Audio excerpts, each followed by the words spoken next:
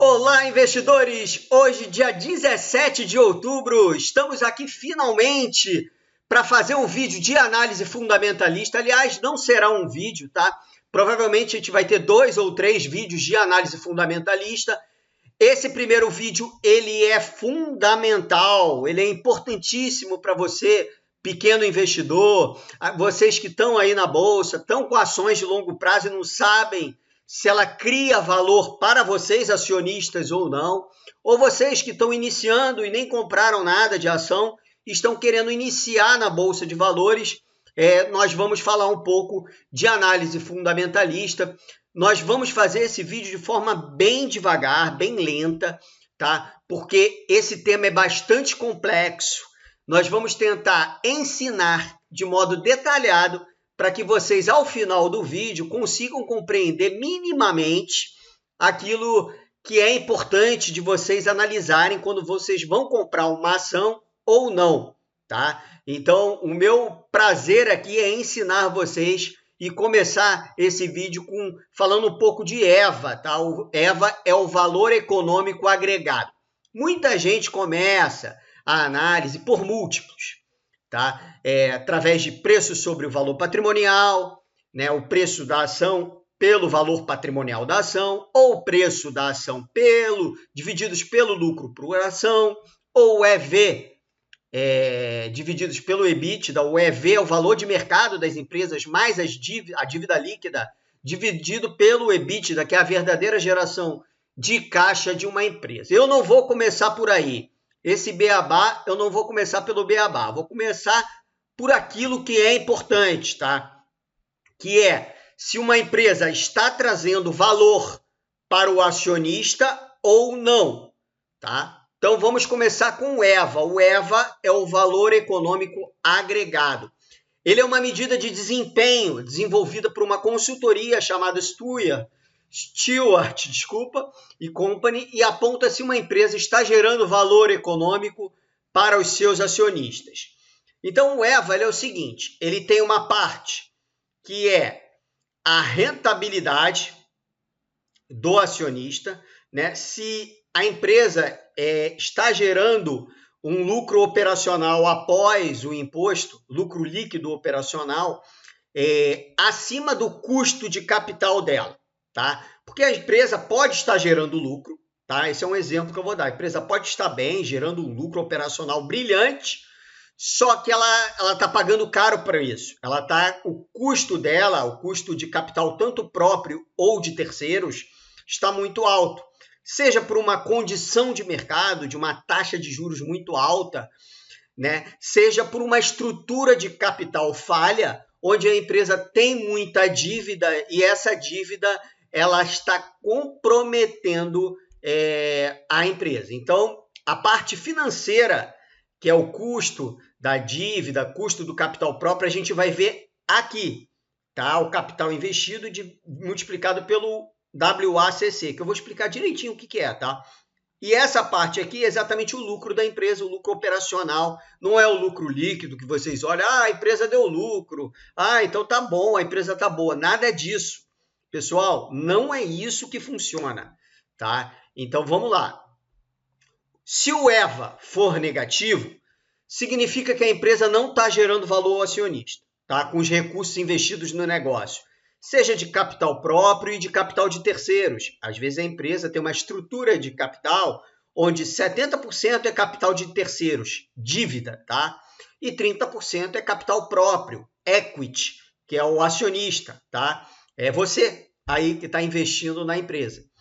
Então, se ele for negativo, significa que a empresa não gera valor para o acionista, então, inclusive, ela está incorrendo em um custo de oportunidade enorme, porque existem outros tipos de aplicações que geram valor ao acionista, tá?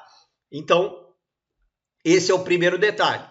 Por sua vez, um EVA positivo traduz que a empresa gera, sim, valor para o seu acionista. O indicador informa o quanto os ganhos de uma empresa ultrapassam os seus custos. Eu já meio que expliquei aqui. Os ganhos de uma empresa, que é o NOPAT, está acima dos custos inerentes à atividade operacional. Pessoal, a gente não vai olhar o lucro líquido, tá? Porque o lucro líquido, ele é a última linha, ele interessa apenas aos acionistas, tá? O lucro líquido, que está lá embaixo, já descontou dívida, já descontou juros, já descontou imposto, já descontou depreciação, já descontou um monte de coisa, um monte de fatores, tá? O que interessa para a gente é o que está lá em cima, tá? Lá em cima, que eu vou explicar na DRE aqui que eu vou trazer para vocês, tá? Se o lucro operacional líquido, que é o NOPAT, está acima do custo do capital investido, tanto pelos sócios, que é o patrimônio líquido, quanto pelos terceiros, que é o passivo da empresa, se esse lucro operacional líquido está acima desse capital investido multiplicado por um custo que é nada mais, nada menos que o custo de oportunidade, tá? Que é exatamente o WACC, que é o custo de capital próprio e o custo de capital terceiro, é uma média ponderada, tá? Vamos para frente. Então, primeiro, a gente já viu a forma, eu vou ter que explicar o que é o NOPAT, tá? Que está aqui. Então, o NOPAT é o lucro operacional líquido depois dos impostos, tá? O indicador medirá a capacidade de desempenho do negócio, a fim de determinar se este é lucrativo. O indicador NOPAT é mais eficiente que as medidas de EBITDA e EBIT. Muita gente é focado em EBITDA, né? Focado. O que é o EBITDA? É o LAGIDA, é o lucro antes de juros, imposto, depreciação e amortização, tá? E alguns são focados em EBIT, né? Que é o lucro antes de imposto e juros, tá? Isso acontece porque ele consegue... Por que o NOPAT é importante? Porque ele consegue descontar o valor do tributo, tá? O tributo ele é fundamental nessa análise.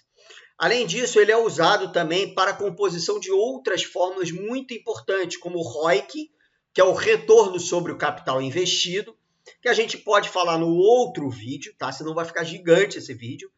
E o fluxo de caixa livre da firma e o fluxo de caixa livre para o acionista, tá? Ou seja, é um indicador que serve de base para o cálculo de fluxo de caixa descontado nos processos de valuation. Porque eu não vou começar com fluxo de caixa logo. Podia começar, né? Tranquilamente. Porque eu acho que para o iniciante, para quem está me seguindo no canal, eu acho mais fácil compreender através de não projetar fluxo de caixa, através da análise de balanço mesmo, entender o que é o NOPAT e entender o que é o capital investido multiplicado pelo WACC, tá? Então, é por isso que eu vou começar por ele. Eu acho mais fácil de entender e é uma maneira do investidor filtrar a análise dele, tá? Então, o NOPAT, ele desempenha um papel crucial ao oferecer uma visão transparente e eficaz do desempenho operacional de uma empresa. Então, se a empresa estiver bem operacionalmente, é meio caminho andado, tá? Meio. Porque a outra perna tem que estar equilibrada. A outra perna é exatamente o custo do capital, o capital investido multiplicado pelo custo de capital próprio e o custo de capital de terceiros. Tá? Como eu falei, às vezes a empresa está muito bem operacionalmente, o desempenho operacional dela é bom, só que tem algo que está matando a empresa, seja a estrutura de capital, seja por um problema econômico de um país, tá? Como a gente está vendo aí agora nessas taxas de juros altíssimas, a gente tem um problema fiscal grave e que está desencadeando em juros altos, que compromete tanto o custo de capital próprio da empresa quanto de terceiros também, tá? Então, assim, independente das decisões de financiamento e investimento e livre dos efeitos da estrutura de capital e obrigações fiscais, esse é o NOPAT. O NOPAT, ele é livre de decisão de financiamento, investimento também não tá na estrutura, não tá, a estrutura de capital não é importante para o NOPAT, tá? É importante para cá, tá? Para o capital investido vezes WACC. E a questão de obrigações fiscais também, porque ele é líquido de imposto, tá? Agora sim, vocês vão entender um pouco melhor. Calma. Bom, vamos lá, pessoal. Minimamente, as pessoas que compram empresas para longo prazo, eles têm que entender um pouquinho de contabilidade, tá? Sem entender nada de contabilidade, fica impossível, tá? Então, assim, eu vou colocar para vocês como funciona uma DRE, tá? Então, a DRE, ela começa com DRE, Demonstrações de Resultado de Exercício, tá? Ela começa com a receita bruta de vendas. As vendas brutas de uma empresa ou os serviços brutos, serviço prestado, né? Depende se a empresa é comercial, se a empresa é de serviço, aí vai depender, tá? Receita bruta de vendas. Deduções da receita bruta de vendas é imposto. Aqui são os impostos sobre os produtos. A gente tem IPI, ICMS, que a empresa paga também. Fica a receita líquida de vendas. Então, receita bruta de vendas menos deduções, receita líquida de vendas. Da receita líquida, você tira o custo da mercadoria vendida ou dos produtos, ou custo dos serviços prestados, depende de que a empresa é, tá? Então, você tira isso e você acha o lucro bruto, tá? Olha, importante, lucro bruto. Daí é tirado a margem bruta. Mas vamos mais abaixo.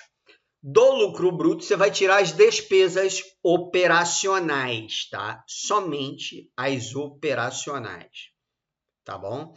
Então, você vai tirar, vai ter todas as despesas lá, despesas administrativas, despesas com vendas, tudo é operacional. Menos juros, que não é uma despesa operacional, é uma despesa financeira. Depreciação, que também é financeira, é uma forma de repor aquele bem de capital, aquele imobilizado que você tem. Amortização e exaustão, tá? Que tá dentro do conceito de depreciação, né? Mas é é outro tipo de coisa. Não vou entrar nesse detalhe de explicar um a um, tá? Então, achamos o EBITDA, que é que todo mundo fala, olha, o EBITDA cresceu, né? Sai um relatório, EBITDA cresceu 20%. Né? O EBITDA cresceu 10%, 15%, o EBITDA caiu. Né? Muito se fala nisso, isso aí vocês já têm consolidado. Não sei se vocês sabem como é que acha o EBITDA, mas é assim. Tá? Então aqui você acha o EBITDA. E aí você tira daqui depreciação, amortização e exaustão. E acha o EBIT. Tá? O EBIT, que é o lucro operacional. Tá?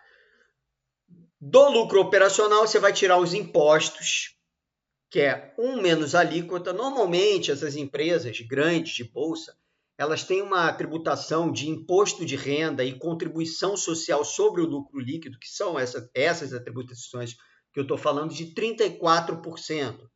Então, fica 1 menos 34%. 1 menos 0,34%. Fica 0,66%.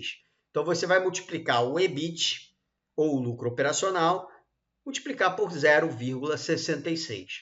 Aí você vai achar o NOPAT. O NOPAT, que é um conceito importantíssimo, que demonstra exatamente o lucro operacional líquido da empresa. Se a empresa está bem, se a empresa estiver mal aí, acabou. Sua análise acabou. Não precisa ver custo de capital próprio, de terceiros. Não precisa olhar, se a empresa estiver mal operacionalmente, aqui eu estou descontando juros, efeito financeiro, não está contando dívida, se a empresa tem dívida ou não, isso aqui não importa. Se a empresa não consegue trazer, nesse caso, ela trazer um lucro operacional dentro do seu próprio negócio, esquece a empresa, tá? Esquece a empresa. Então, repetindo, NOPAT, pega a receita bruta de vendas, tira os impostos, ICMS, ISS, todos eles lá. Tá? IPI. Normalmente ela já dá isso aqui, tá? A receita líquida de vendas, ela já dá tudo isso.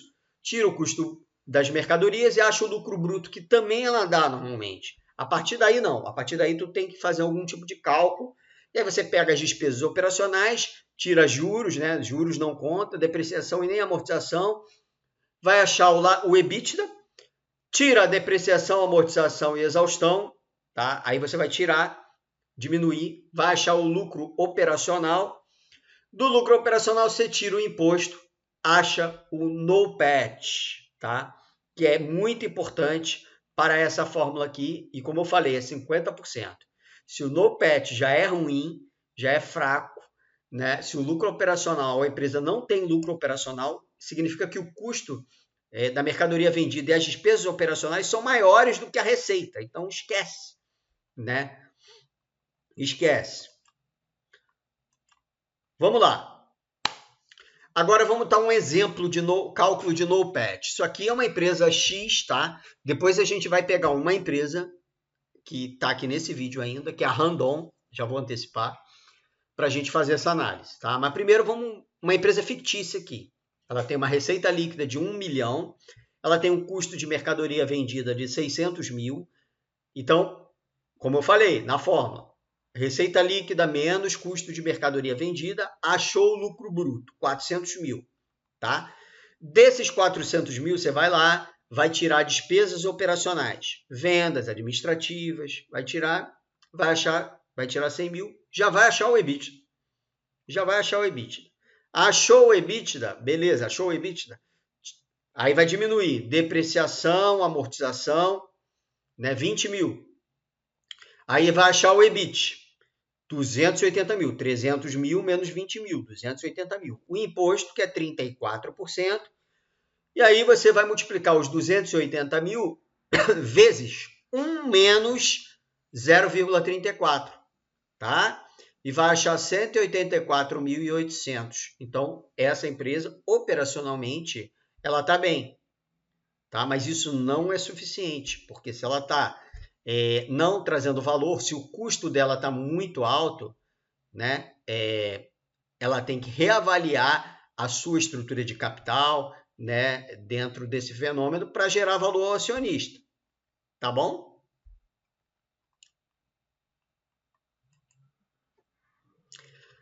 Agora aqui, pessoal, eu trouxe aqui, não sei se dá para vocês verem perfeitamente, tá? Mas eu trouxe aqui a DRE da Randon, tá? Randon Corp, que mudou, né? De 2023, tá? Não trouxe 2024 porque não está fechado o ano, eu não vou trazer de 2024, mas trouxe de 2023 que serve como exemplo, tá? Vocês vão fazer isso com as empresas que você tem, tá? Então, DRE da Randon, olha só, receita líquida, começa com a receita líquida já, custo de vendas e serviços, tem vendas e serviços, a Randon presta, ela vende produtos e ela vende serviços também. Então, aqui a gente tem um dado importante, né? A gente achou o lucro bruto aqui, o lucro bruto, tá, da empresa. Então, a empresa gera uma receita de 10 bilhões, tem um custo de 8 bilhões, tá? Gerou um lucro aqui de 2 bilhões, lucro bruto, tá? Lucro bruto, você tirou despesas de vendas, que está 757 milhões, despesas administrativas, 663, tira aqui 85 de outras despesas e receitas operacionais, tá? Aqui, resultados de participação, isso é muito relativo, tá? Porque resultado de participação normalmente não entra em despesa operacional, em receita operacional ou despesa operacional. Então, isso aí tem que tomar um certo cuidado, mas no caso da Randon, ela usa isso, tá?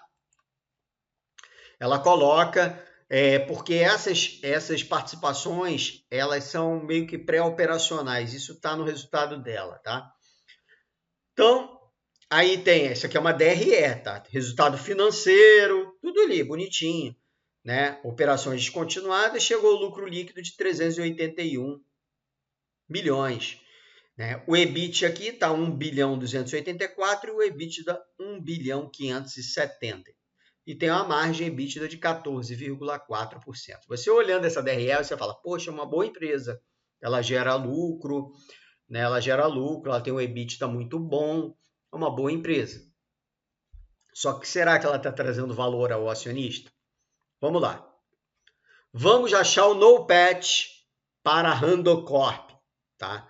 Receita líquida, eu peguei tudo daqui, tá? Da DRE, pessoal. Receita líquida, 10.887.843.000. Custo de mercadoria vendida, custo do produto vendido, serviços prestados, 8.094.488. Achei o lucro bruto, 2.793. Legal. Vamos tirar despesas operacionais, como eu falei para vocês, vendas administrativas e outras operacionais. 1.500, tá? 1.500. Tiramos as participações, tá? Achamos um EBIT ou lucro operacional de 1.284, que é exatamente o divulgado aqui. Mas a gente sempre faz o cálculo para ver se está certinho. Tira agora imposto de renda e contribuição social sobre o lucro líquido, que está aqui, tá? Aqui, ó, 278.015. Provisão para IR e contribuição social, tá? Se vocês quiserem a DRE maior, vai no site de RI, Relações com Investidores da Randon, vai em 2023, resultados 2023 e pega a DRE de 2023. É simples, tá? E aí, você vai achar aí um NOPAT de 1.006.553, tá? Então, achei o NOPAT da Randon. Perfeito? Agora vamos à segunda parte. A segunda parte, que eu falei da fórmula, vamos voltar à fórmula aqui, depois a gente volta para cá. Então, a segunda parte é o capital investido na empresa, multiplicado por esse aqui, WACC, custo médio ponderado de capital. Tá? Então, primeiro vamos olhar capital investido na empresa. Como é que a gente olha isso? Olhando o balanço patrimonial da empresa. Tá? Tudo que tiver no patrimônio líquido é capital próprio. Tudo que tiver no passivo circulante mais o passivo não circulante, circulante até 12 meses e não circulantes após os 12 meses, é capital de terceiros. Então a gente pega e soma. Ó, esse aqui é o balanço patrimonial da Randocorp. Você pega o passivo circulante, 4.070.000, tá? E pega o passivo não circulante, 4.853.000. Vai achar capital de terceiros, 8.924.754. Esse passivo aqui, total de 12, é porque está contando o patrimônio líquido total. Tá? Então, o passivo ele divide em capital, em circulante, em não circulante e patrimônio líquido. Eu não concordo com essa, mas eu não vou aqui discutir a contabilidade, né? Eu acho que o passivo deveria ser só circulante e não circulante. Não deveria contar patrimônio líquido dentro do passivo. Mas os elementos da demonstração contábil, CPC, Código de Pronunciamento Contábil 00, fala exatamente que o molde é esse, tá? Então, vamos lá. Capital de terceiros, passivo circulante mais passivo não circulante. Achou. Acabou. Patrimônio líquido. Capital próprio. 3.895.390. E agora, Marcelo, somos dois. Acha o capital total investido de 12.820.144. Como é que a gente vê aqui 70% ou 30%? Calma. Isso aqui é a participação. Então, você vai pegar o capital de terceiros e dividir pelo capital total investido. Tá? Você vai achar 0,7, 70%. Você vai pegar o capital próprio e dividir pelo capital total investido e você vai achar 0,29 alguma coisa, que é 30%. 0,3 que é 30%. 70 mais 30, 100%. Esta empresa, a Randocorp, ela utiliza dentro da estrutura de capital dela 70% capital de terceiros e 30% capital próprio. Ou seja, é uma empresa que utiliza-se da alavancagem. É uma empresa que utiliza-se da alavancagem para ter tanto o benefício fiscal, que eu vou explicar para vocês, tá? Porque o custo de capital de terceiros ele é menor do que o custo de capital próprio. Por quê? Porque existe uma coisa chamada benefício fiscal. Tá? Você desconta os juros para achar os tributos. Então, você tem um abatimento fiscal. Tá? Um abatimento aí, e aí você paga menos imposto. Então, 70% capital de terceiros, passivo, de uma maneira geral, circulante e não circulante, capital próprio, patrimônio líquido, 30%. Fechou? Capital investido matou. Então, matei o NOPAT, matei o capital investido. Só falta esse tal aqui de WACC, que parece as letrinhas japonesas, né? O que é WACC, pessoal? O que é WACC? Vamos lá. Essa é a parte um pouquinho mais difícil, tá? Mas não é bicho de 7 cabeças, não. Tá? Vou explicar tintim por tintim para vocês. Esse WACC, ele vai ser muito importante também para o fluxo de caixa descontado. Tá? Ele é muito importante para tudo, para fluxo de caixa descontado. Então, ele é fundamental. Tá? Para o modelo de Gordon, não. Para o modelo de Gordon, você utiliza o custo de capital da empresa e o crescimento de dividendos. Que é o WACC também entra aqui dentro do modelo de Gordon, sim.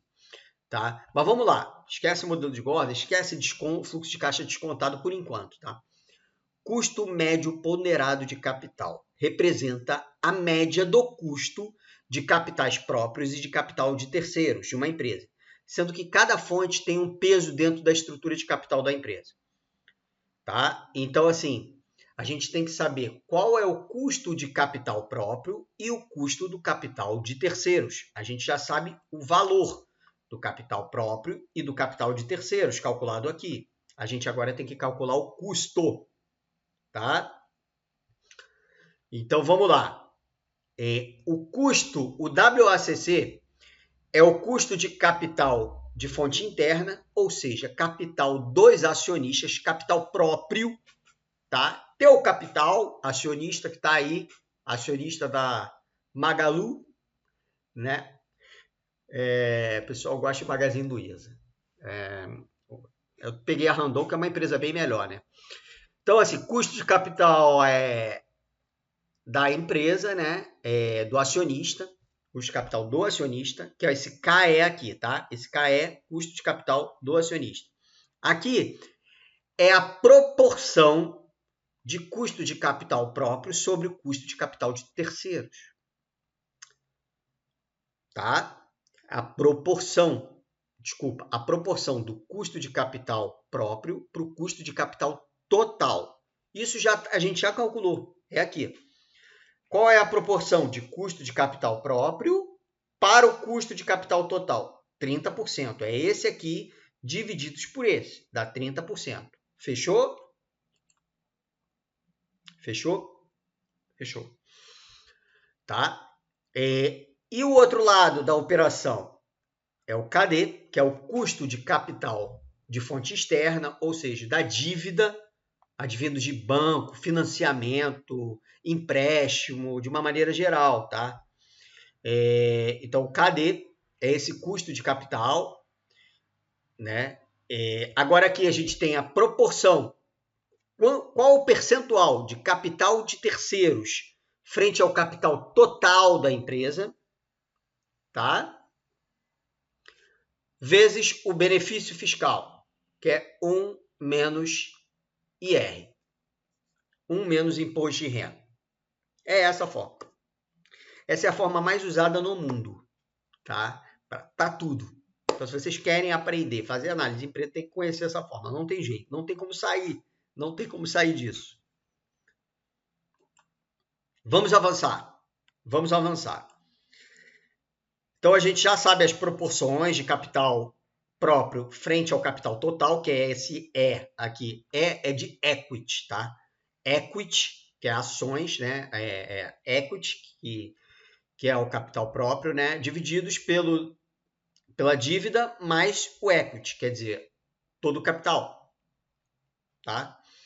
E aqui é o contrário, é a dívida divididos pela dívida mais o equity. Beleza? Agora, como achar esse KE?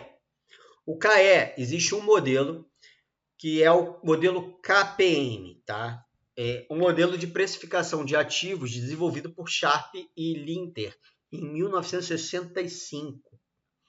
Tá? O KPM é um modelo que mostra o retorno mínimo que o investidor aceitaria por investir em uma empresa, levando em consideração o risco sistemático daquele ativo. Ih, deu bololô total. Deu bololô total, né, pessoal? Vamos lá, com calma. Tá? Existem dois riscos. Riscos de uma maneira geral. Existe um risco, vou falar de um risco, tá? Existe um risco chamado sistemático e um risco chamado não sistemático. Tá? O risco não sistemático, o risco não sistemático, ele é diversificável. Ou seja, você pode ter uma carteira de ações com várias ações e você minimiza esse risco. Tá? Então, se você tiver uma variedade de ações diferentes, né, você minimiza o seu risco, ao invés de você concentrar em uma ação. Tá? Muita gente concentra e acaba se dando muito mal, como sempre. Tá? Então, você diversificando, a teoria de Markowitz, você diversificando, você fica naquela fronteira eficiente da carteira, onde o risco não sistemático, diversificável, ele não te atinge. Então, só vai ficar um risco, que é o risco sistemático. O risco sistemático é um risco de, por exemplo, uma economia estar com uma taxa de juros muito alta. É um risco de uma política muito mal feita. Por isso que a gente tem que falar, às vezes, de política. Né? Um fiscal muito ruim de um país. Esse é o risco sistemático. Tá? Que ele é traduzido no beta. O beta do Ibovespa, ele é 1. O cálculo do beta do Ibovespa é igual a 1. Se você tem um ativo que ele é mais arriscado, que ele é mais volátil, risco tem um pouco de diferença de volatilidade, mas não vou falar sobre isso também, não vou entrar nesse mérito. Mas vamos lá.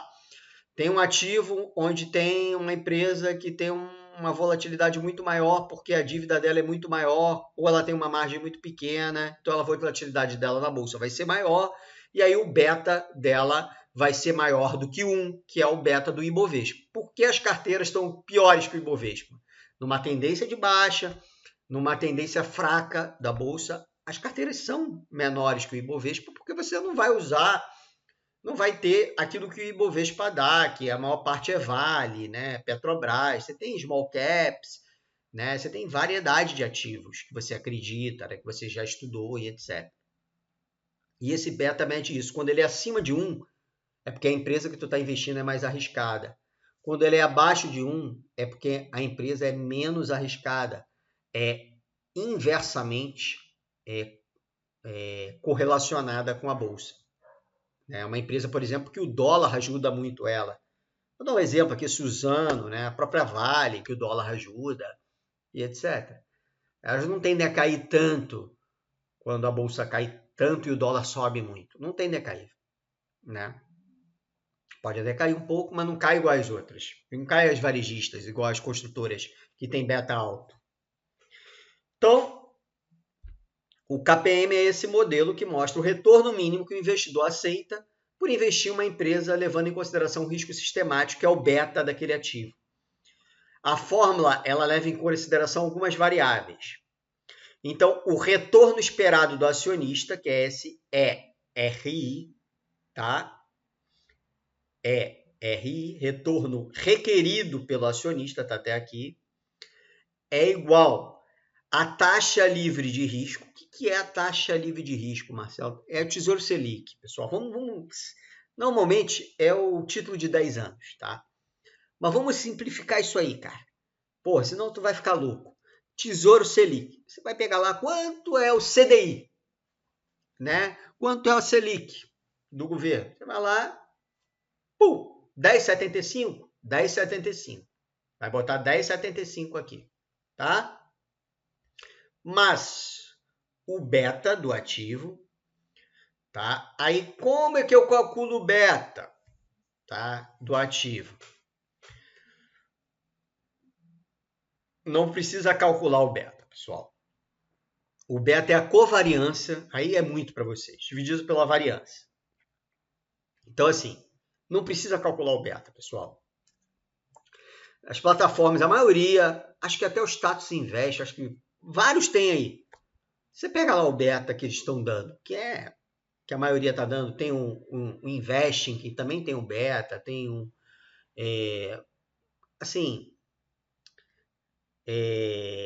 dá uma olhada, mas assim, a gente sabe calcular o beta, mas vocês não precisam calcular o beta, tá? De uma empresa.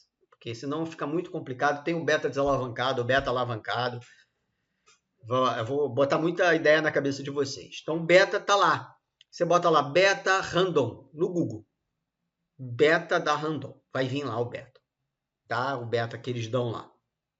Tá? Que essas plataformas é melhor utilizar elas. Tá? E o prêmio de risco. O que é o prêmio de risco? É o retorno de mercado. Ou seja, é o retorno que você requer ao investir na bolsa. Tá? Investir no Ibovespa, não no ativo, no Ibovespa. A renda fixa está me dando 10, eu quero 15. Senão, eu vou para a renda fixa. Certo? Isso aí tem um conceito muito grande de custo e oportunidade aí dentro. Né? Eu tenho um dinheiro X e eu posso aplicar tanto na renda fixa quanto na renda variável. Qual que é o melhor? Né? Se o retorno requerido do mercado de renda variável está menor do que o retorno requerido da renda fixa, eu vou para a renda fixa que não tem risco. É assim que se traduz na teoria, tá? Eu não sou adepto a esse conceito, tá? Sou adepto à construção de portfólio dividido de acordo com o seu perfil de investimento, você dividir as caixinhas e pronto. Porque senão você vai estar comprando sempre bolsa na alta e é isso. E aí você não vai ter esse ganho. Então, depois eu não vou entrar nisso agora, tá? É isso aí. Então, retorno requerido pelo acionista é a taxa livre de risco mais o beta da empresa multiplicado pelo prêmio de risco, que é o prêmio de investir no Ibovespa. Tá? O prêmio de investir na bolsa, em ações, de uma maneira geral. E o beta é aquele específico ativo.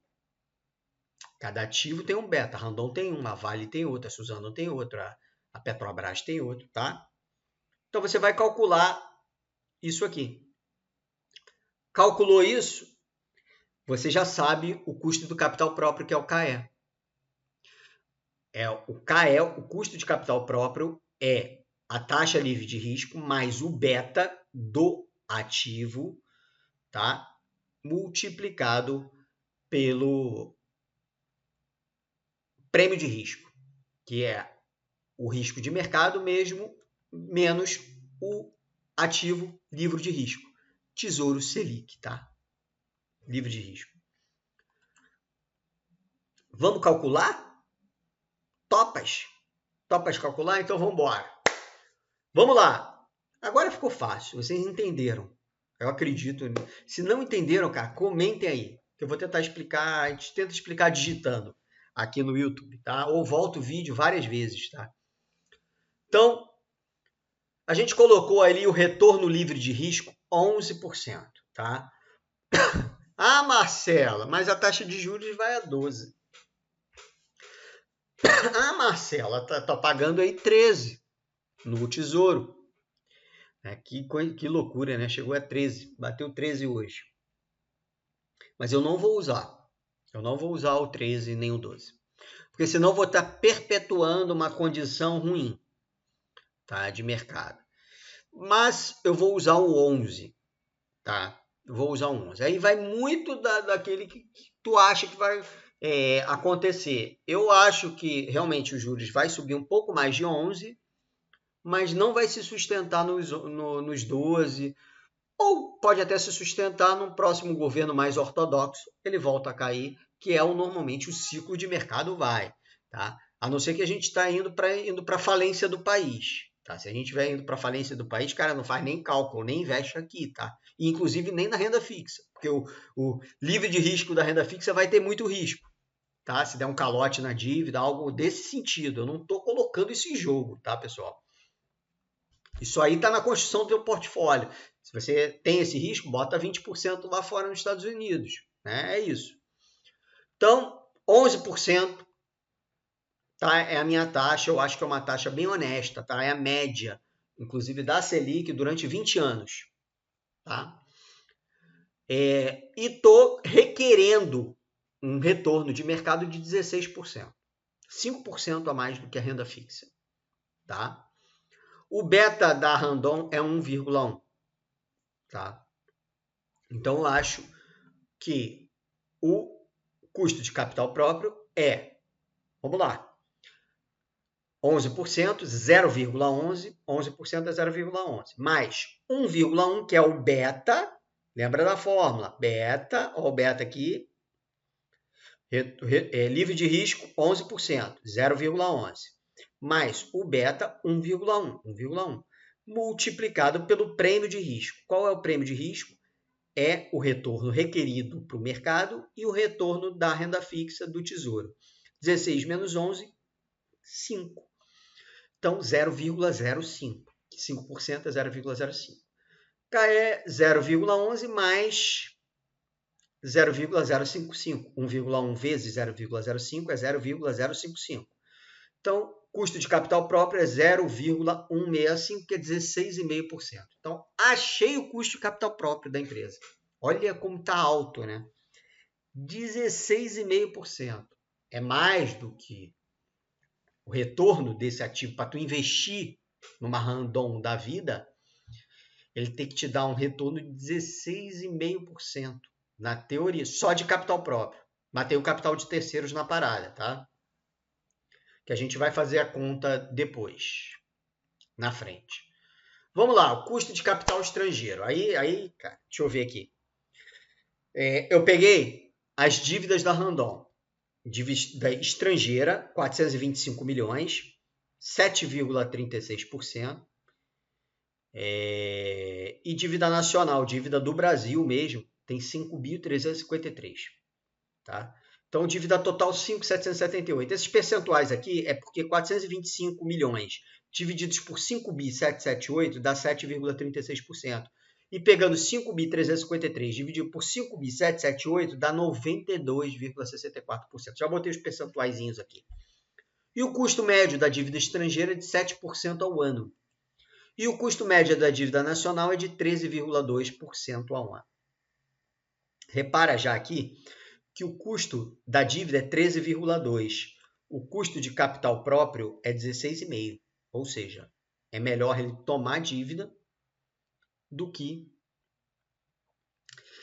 até um patamar aceitável, claro, porque senão a empresa fica com grandes problemas na estrutura de capital. Então, você toma a dívida até aceitar, até o aceitável. Tem que ter uma boa gestão de estrutura de capital aí.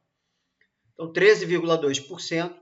Agora a gente vai achar o custo médio total da dívida, tá? De terceiros, capital de terceiro. Percentual de capital de terceiros de estrangeiro, 7,36%. Dívida estrangeira, 7,36%. Vezes 7%, mais 92% de dívida nacional, vezes o custo dela, que é 13,2%. Eu achei 12,74%. Ah, Marcelo, onde é que eu achei 13,2%? Onde é que eu achei 7%? Cara, tu vai ter que entrar no relatório. Você entra aqui no relatório, tá? Bonitinho. Você vai ter aqui, tá? Vamos lá. Dívida circulante, moeda nacional. Não, desculpa. Vamos lá. Dívida circulante moeda nacional, 1.400. Tá? Dívida não circulante moeda nacional, 3.900.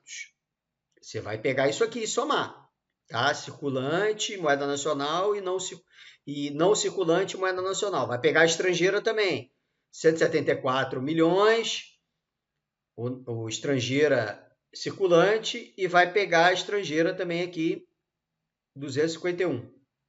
E vai somar, tá bom? A dívida bruta toda é de 6.140, porque aqui tem umas coisas de operações com derivativos e etc, que não vou entrar, não entra aí, tá? Vamos lá. Entenderam? Vou pegar lá, todos têm, quase todos os relatórios têm a estrutura de capital, quanto é a taxa da dívida, né, da dívida emitida pela empresa. Vamos à fórmula. Então a gente viu que a fórmula do WACC. A gente viu que o custo de capital próprio é 16,5. Calculado já. Quem não pegou, retorna o vídeo. A gente viu que o custo médio da dívida, a gente calculou aqui, deu 12,74. 12,7. Viu? O custo médio da dívida é menor do que o custo de capital próprio. Por quê? Porque, cara, o capital próprio, ele pode fazer muita coisa com o capital, né? Próprio dele. Tem um custo de oportunidade muito grande dele pegar esse capital e investir na empresa. Então, assim, a gente viu que as proporções é 70%. Então, por isso é mais fácil a empresa tomar dívida fora do mercado secundário da Bolsa. A empresa podia fazer um follow-on para capturar recursos? Podia. Mas não, ela prefere pegar empréstimo. Ela prefere emitir um título, emitir uma debênture, pegar grana. Entendeu? Para ela é melhor pagar juros. Entendeu? Então, 70% é de capital de terceiros, 30% capital próprio. Então, o WACC. O que é o WACC? A gente pega o 16,5, é 0,165. 0,165 vezes 0,30, que é a proporção de capital próprio, mais 0,127, que é exatamente o custo médio de terceiros da dívida.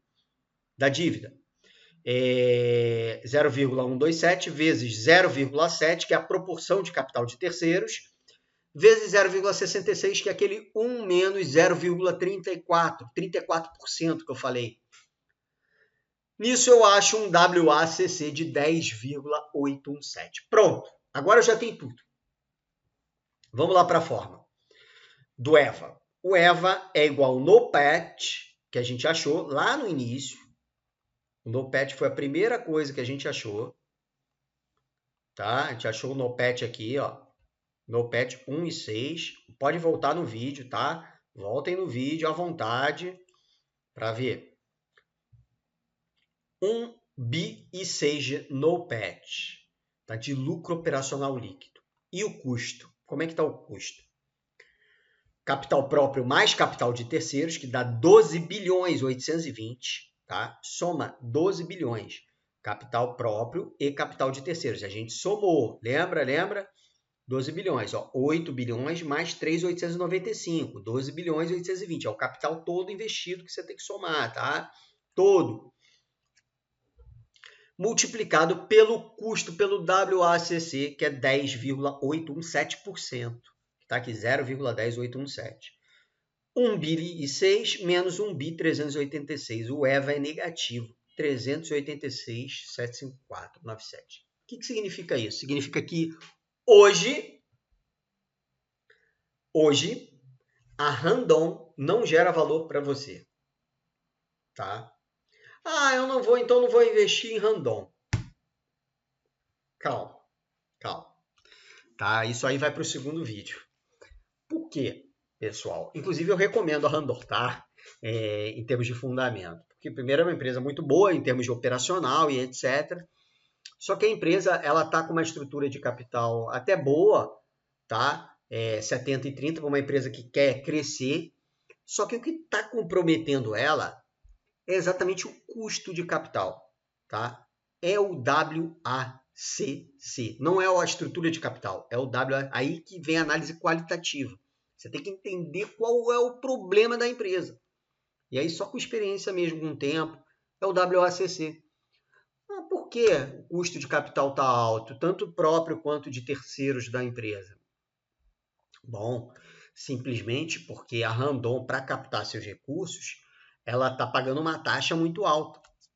Então, poucas empresas no Brasil estão trazendo valor ao acionista nesse momento. E a Randon não está. Por isso que ela não sobe. Ela não sobe. Claro, tem o fluxo. Eu adoro gráfico. Vocês sabem, eu faço um monte de vídeo gráfico aí. Tem o fluxo, né? Que é essa questão de manipulação. Manipulação que eu estou falando, de especulação, né? Mas não é isso que eu estou tratando aqui, tá? O que eu estou falando para vocês é que a Randon é uma empresa, até um certo ponto, um pouquinho de crescimento. Ela está, inclusive, lá fora, mas ela está com um custo muito alto. Muito por causa do custo dela de terceiros. Tá? Então, você entra aqui no custo dela de terceiros, o 16,5% também está comprometendo. Por quê? Porque a taxa Selic está muito alta. Então, o custo de capital próprio também fica alto. Se a Selic baixar para 8%, cara, o custo dela vai ser muito baixo. E ela vai trazer retorno para o acionista. Se você fizer essa conta, pegar o 8% e botar aqui, tu vai ver que tem retorno do acionista. Tá? E a dívida, a mesma coisa. Ela está pegando empréstimo com dívida alta, né? Porque ela tem que pagar além do Tesouro Direto, além da taxa livre de risco, porque ela é uma empresa. Ela tem mais risco de quebrar do que um tesouro, do que um governo, um país inteiro quebrar. Conseguiram compreender aquele conceito importante? É isso que vocês têm que compreender. Aí você falou, Marcelo, não estou investindo em Randon. Por que investir em Randon? Aí a gente vai ter que projetar isso. Porque o que está acontecendo no mercado, pessoal, é transformar essa taxa de juros que está alta hoje em perpetuidade. E aí está grande erro de todo mundo, inclusive de analistas, tá? É transformar isso em perpetuidade. Isso não é perpétuo. Não é normal o Brasil ficar com uma taxa pagando IPCA mais 7, IPCA mais 6 e pouco, né?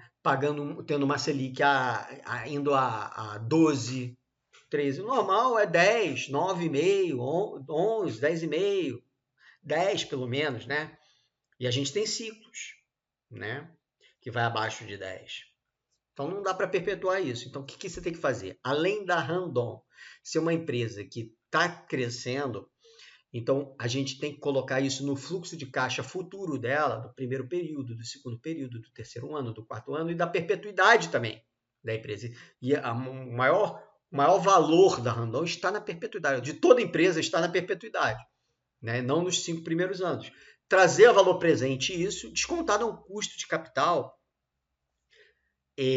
aceitável, né? Não dá para perpetuar que o WACC vai ficar nesse patamar. Não dá para perpetuar que o WACC vai ficar em 10, 8, 1, 7.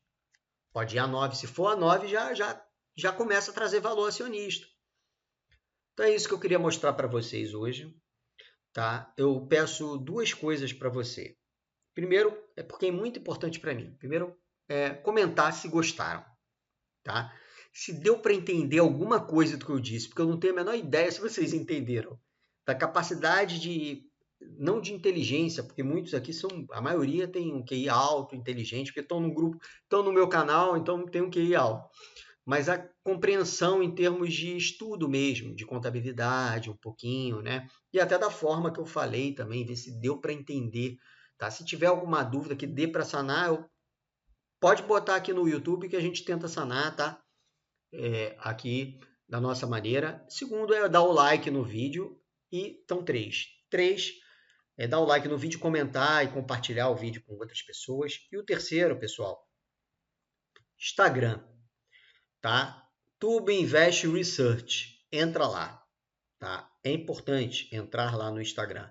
E aqui, se inscreve aí, você que está chegando agora, né, no vídeo. Comenta aí se gostou do vídeo. Tentei simplificar um tema complexo. É isso, pessoal. É difícil.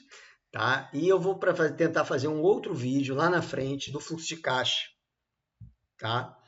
E se quiserem que eu comente de múltiplos também, eu comento. Tá? Eu acho que agrega, tá? A gente não pode achar que a empresa está barata por múltiplos e achar que está cara por fluxo de caixa descontado. Tem alguma coisa errada, certo? Então aqui a gente não analisou se a empresa Randon está barata ou não.